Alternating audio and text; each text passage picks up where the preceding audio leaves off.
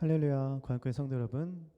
지금은 8월 30일 월요일 새벽 예배 시간입니다. 우리 함께 사도신경으로 우리의 신앙 먼저 고백하도록 하겠습니다. 전능하사 천지를 만드신 하나님 아버지를 내가 믿사오며 그 아들 우리 주 예수 그리스도를 믿사오니 이는 성령으로 잉태하사 동정녀 마리아에게 나시고 본디오 빌라도에게 고난을 받으사 십자가에 못 박혀 죽으시고 장사한 지 사흘 만에 죽은 자 가운데서 다시 살아나시며 하늘에 오르사 전능하신 하나님 우편에 앉아 계시다가 저리로서 산자와 죽은 자를 심판하러 오시리라. 성령을 믿사하며 거룩한 공예와 성도가 서로 교통하는 것과 죄를 사해 주시는 것과 몸이 다시 사는 것과 영원히 사는 것을 믿사옵나이다. 아멘. 오늘 우리가 읽으실 하나님 말씀은 마가복음 15장 38절에서 누가복음 1장 19절까지입니다. 마가복음 15장 38절에서 누가복음 1장 19절까지 말씀이고요. 저는 오늘 마가복음 마지막 16장의 말씀을 가지고 잠시 부활에 대한 말씀을 전하도록 하겠습니다. 우리 기독교의 핵심 교리를 한 문장으로 말한다면 그리스도를 바로 예수님이 그리스도라는 사실을 믿는 것이 우리가 믿음 교리의 핵심이라고 생각을 합니다. 자, 그렇다면 예수님을 믿는다라고 한다면 예수님의 어떤 것을 믿느냐? 가장 중요한 것은 십자가의 구속과 그리고 죽음에서 부활하신 것을 믿어야 합니다. 그런데 많은 사람들이 예수님의 죽음은 믿어요. 십자가는 믿어요. 그런데 부활은 믿지 않는 경우들이 많이 있습니다. 왜냐하면 죽음은 역사적인 사실이고 누구나 할 수 있는 일이기 때문이라고 생각하지만 죽은 사람이 살아난다는 것은 역사적으로 사실이 아니라고 말하고 그럴 수 없다라고 생각하기 때문입니다. 맞습니다. 십자가는 역사적인 사실입니다. 많은 사람들이 실제로 봤습니다. 모든 역사학자들이 다 그것을 인정합니다.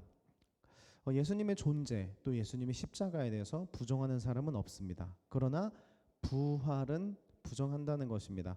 어떻게 죽은 사람이 살아나는가?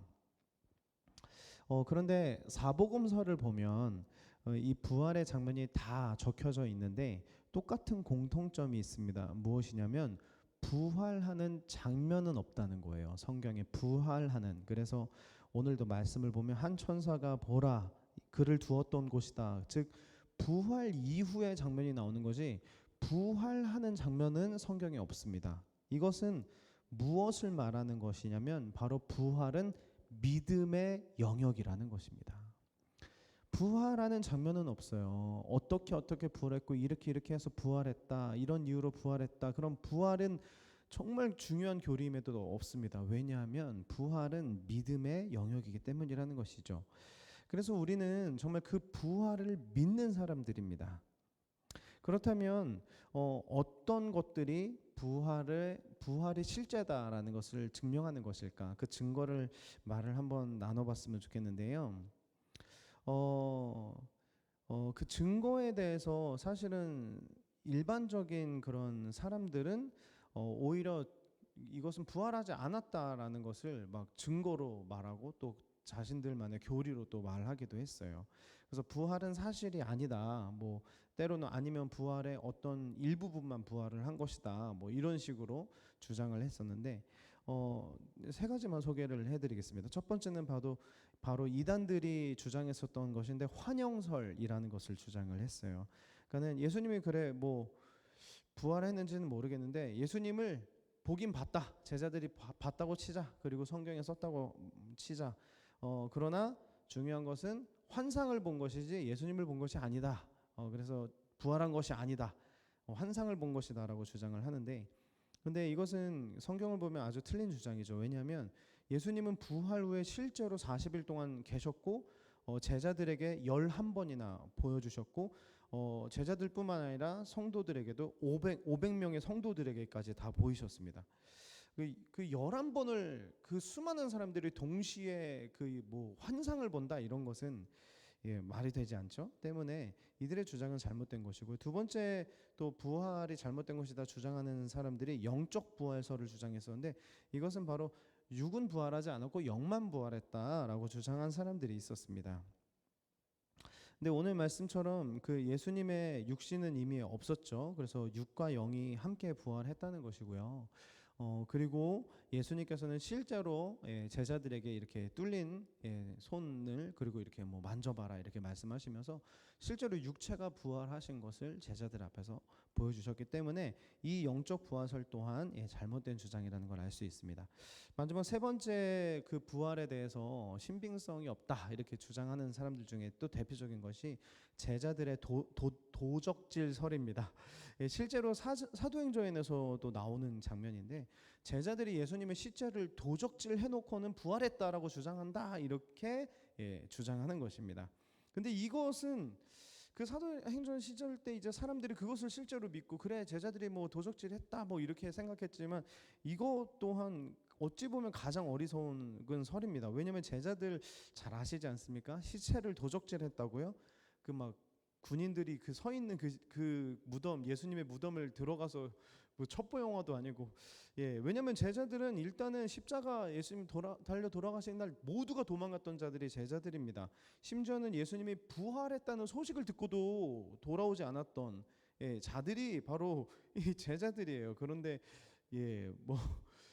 예수님이 십자가를 훔쳤다? 이걸 정말 많은 사람들이 그 당시 믿었지만 이것은 말이 안 되는 것이고요. 게다가 그 예수님을 훔쳤다라는 것도 보면은 빈 무덤에 예수님의 옷이 이렇게 가지런히 놓여 있는 것을 성경을 통해 볼 수 있는데 훔치는데 그 급박한 상황에서 잠깐만 옷은 개고 막 이러겠습니까? 이것 또한 말이 안 되죠. 이 말은 무엇이냐면 예수님께서 직접 부활하셨고 직접 옷을 가지런히 개시고 나가신 것이다라는 것입니다. 자, 이처럼 부활을 믿지 않는 사람들의 주장 세 가지를 이렇게 잠깐 알아봤다면 그러면 우리는 부활의 증거는 무엇이냐? 진짜 부활했다라는 그 증거를 짤막하게 두 가지만 말씀드릴게요. 첫 번째는 바로 빈 무덤입니다. 그 죽은 자와 산 자는 절대로 함께 살 수 없습니다. 그것은 함께 사는 것이 아니죠. 프랑스의 그 카타콤이라는 지하 무덤에 가면 그 하룻밤 무덤에서 자는 이벤트가 있거든요. 그러니까 많은 사람들이 그곳에서 해골 사이에서 자는 것을 뭐 재미로 여기기도 합니다. 그 정도는 할 수 있다고 생각하지만 살아있는 자가 무덤에서 산다라는 것은 이건 말이 되지 않습니다. 죽은 자는 무덤에 있는 것이고요. 산 자는 무덤에서 나와야 하는 것입니다. 예수님은 부활하셨기 때문에 무덤에서 나왔고 때문에 빈 무덤 그 자체가 부활의 증거라는 것입니다. 게다가 우리는 예수님의 무덤이 어디 있는지도 모릅니다. 왜냐하면 다시 살아나셨기 때문입니다.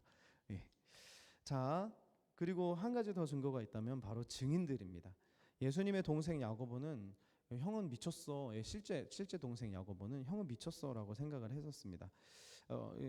전혀 믿지 않았었어요. 그러나 그가 예수님을 믿게 된 결정적인 계기가 바로 부활하신 예수님을 만났기 때문에 그전에는 형님이라고 불렀을지 모르겠지만 부활하신 예수님을 만났을 때는 그리스도. 자, 모든 제자들이 십자가 사건 때 도망갔습니다. 그 도망갔던 제자들이 어느 날 갑자기 나와서는 예수님 부활했다 막 이렇게 증거합니다. 하루아침에 돌변해서.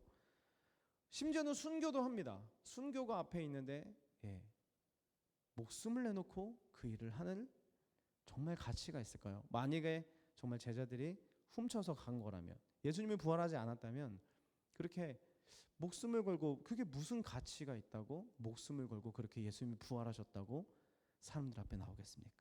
이것이 바로 예수님이 부활하셨다는 증거라는 것입니다. 이제 말씀을 마무리하면서요. 기독교는 그리스도의 십자가와 부활을 믿는 것인데 많은 사람들이 십자가는 믿지만 부활은 믿지 않는다는 것입니다. 그런데 또 슬픈 것은요. 우리 그리스도인들도 십자가는 굉장히 묵상을 많이 하지만 상대적으로 부활은 묵상을 많이 하지 않는다는 것입니다. 우리가 정말 다시 살아난다면 아니면 우리가 정말 다시 살아나신 예수님을 믿는다면 우리의 인생은 어떤 인생이 될까요? 단순히 나의 죄를 용서해 주셨습니다. 이 십자가를 넘어서 저도 죽음을 이길 것입니다. 저도 죽음을 이겼습니다. 저도 저 천국을 들어갈 것입니다. 천국 백성입니다. 이렇게 부활을 믿는 신앙인이라면 우리의 인생은 훨씬 가치 있고 멋진 인생 살게 될 것 같습니다. 이 한 주도 그렇게 부활 신앙 가슴에 소유하고 승리하는 복된 삶 사시는 우리 성도님들 되시기를 예수님의 이름으로 축복합니다. 주기도문으로 예배 마치겠습니다. 하늘에 계신 우리 아버지여, 이름이 거룩히 여김을 받으시오며 나라가 임하오시며 뜻이 하늘에 이루어진 것 같이 땅에서도 이루어지리이다. 오늘날 우리에게 있는 양식을 주옵시고 우리가 우리에게 죄진 자를 사하는 것 같이 우리의 죄를 사하여 주옵시고 우리를 시험에 들게 하지 마옵시며 다만 악에서 구하옵소서. 대개 나라와 권세와 영광의 아버지께 영원히 있사옵나이다.